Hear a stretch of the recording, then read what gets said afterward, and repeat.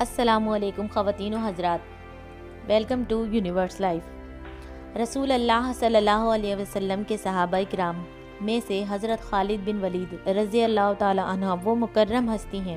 جنہیں خود رسول پاک صلی اللہ علیہ وآلہ وسلم نے سیف اللہ یعنی اللہ کی تلوار کے لقب سے نوازا۔ دنیا کی معلوم ترین تاریخ میں حضرت خالد بن ولید رضی اللہ تعالی عنہ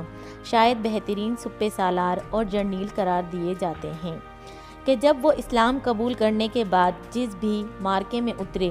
تو فتح ان کا مقرر رہی اور انہوں نے کبھی بھی شکست کا منہ نہ دیکھا۔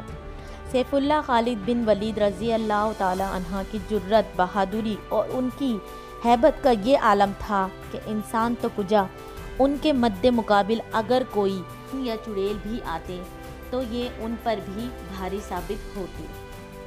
یونیورس لائف کے تمام صارفین کو خوش آمدید کہتی ہوں اور آج کی ویڈیو میں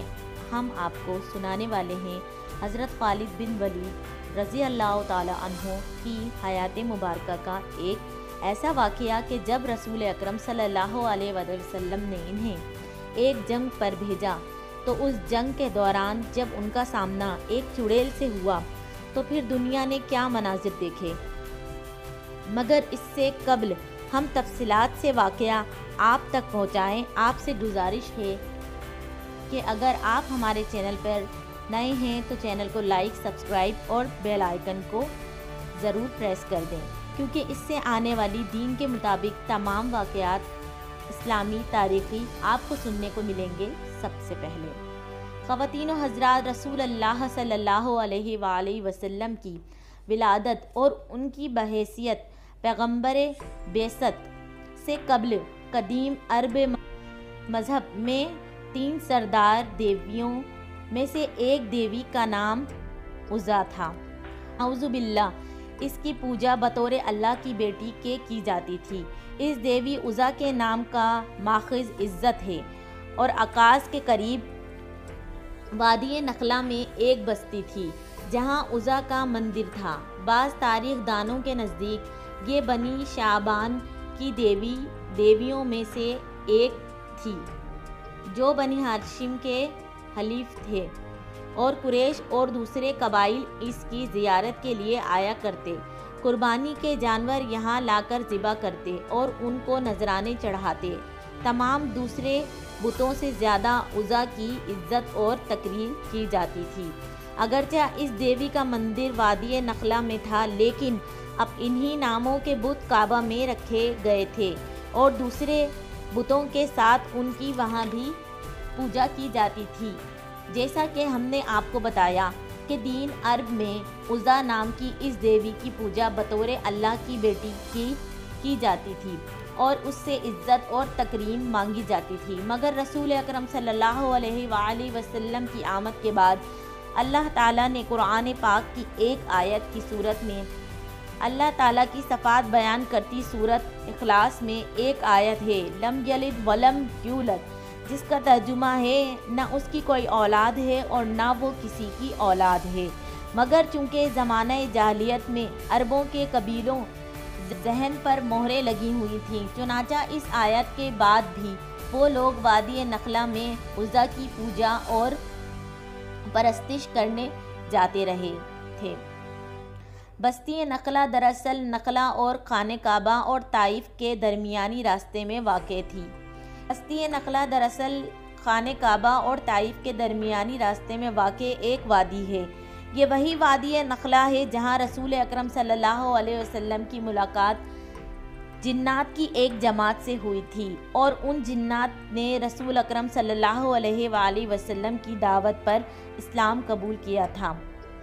روایتوں میں آتا ہے کہ عزا دراصل ایک شیطانی عورت تھی جس کا قیام وادی نخلا کے درختوں میں تھا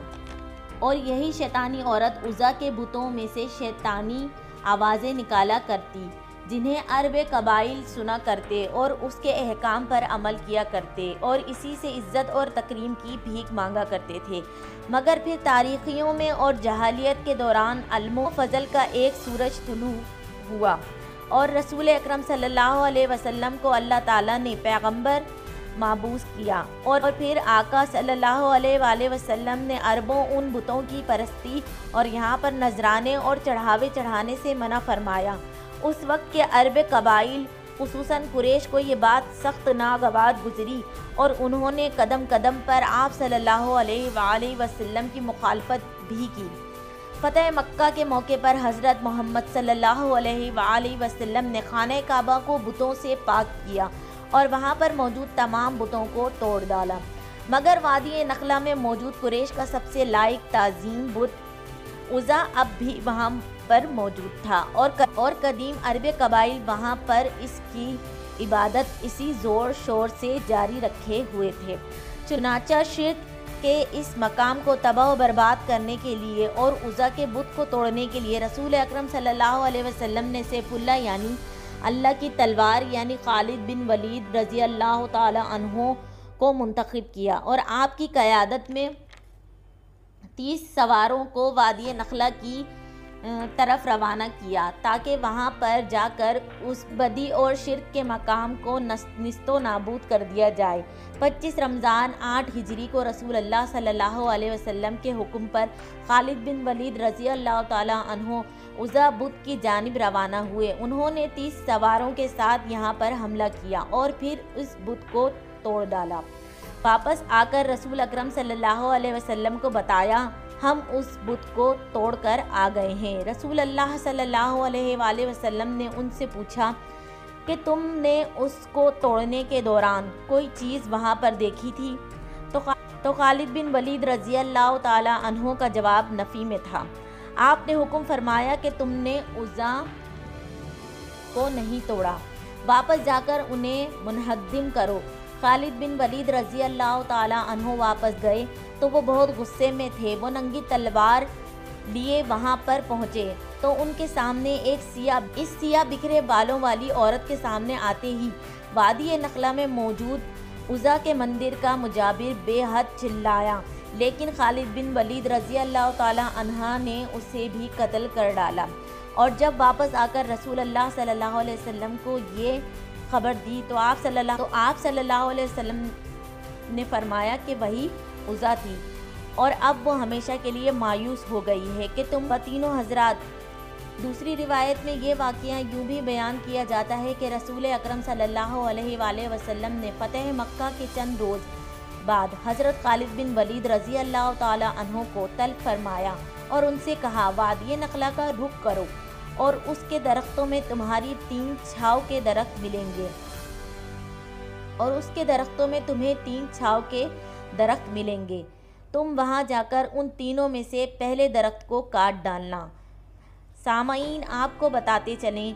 چھاؤ دراصل ایک خود روح اگنے والا پودا ہے جنہیں انگلش میں ڈیمارسک بھی کہا جاتا ہے۔ روایت میں آتا ہے کہ حضرت خالد بن ولید رضی اللہ تعالی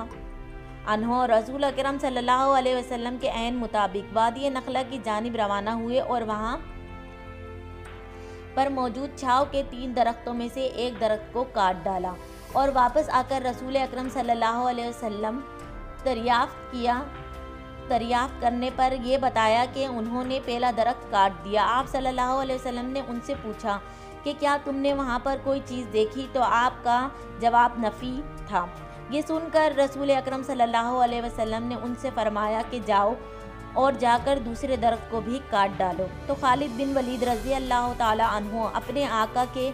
فرمان کے عین مطابق وادی نخلا میں دوبارہ گئے اور جا کر چھاؤ کے اس دوسرے درخت کو بھی کاٹ ڈالا۔ واپس آ کر رسول اکرم صلی اللہ علیہ وآلہ وسلم نے دوبارہ وہی سوال دہرایا۔ خالد بن ولید نے پھر وہی جواب دیا کہ مجھے اس کے کاٹنے کے دوران کچھ بھی نظر نہیں آیا۔ اس پر ہمارے پیارے آقا حضرت محمد صلی اللہ علیہ وسلم نے فرمایا کہ جا کر آخری اور تیسرے درخت کو بھی کاٹ ڈالو۔ تیسری بار آقا کا حکم ملنے پر جب خالد بن ولید وادی درخت کو بھی کاٹنے کے لیے وہاں پر آئے تو وہاں پر دیکھا کہ ایک شیطان عورت برہنہ اپنے بال کھولے غصے سے ان کی جانب دیکھ رہی اور اپنے دانت پیس رہی ہے، اور اس کے پیچھے پیچھے مندر کا حافظ اور مجابر دبیہ ظلمی چلا آ رہا تھا۔ جب دبیہ نے حضرت خالد بن ولید رضی اللہ تعالی عنہ کی نیت دیکھی تو چلا کر بولا، اے عزا، خالد پر زور سے حملہ کرو اور پینا ہٹو، اوڑھنی اتار ڈالو، کیونکہ اگر آج تم نے خالد کو قتل نہ کیا تو ذلت کی مستحق ہو جاؤ گی۔ یہ بات سن کر حضرت خالد بن ولید رضی اللہ تعالی عنہ اس للکار کا جواب دیتے ہوئے کہا، اے عزا، میں تیرا انکار کرتا ہوں، تجھے نہیں مانتا، میں تیری طرف دیکھ رہا ہوں کہ اللہ تعالیٰ نے تجھے ذلیل کر دیا ہے۔ یہ کہتے ہوئے سیف اللہ حضرت خالد بن ولید رضی اللہ تعالیٰ عنہ اس شیطان کے سر پر تلوار سے وار کیا، اور جب وار کرنے کے بعد دیکھا تو وہ شیطانی مخلوق کوئلہ بنی ہوئی تھی۔ اس شیطان عورت اور چڑیل کو مارنے کے بعد آپ اور اس کے بعد اس مندر کے مجاور دبیہ کو بھی قتل کر دیا۔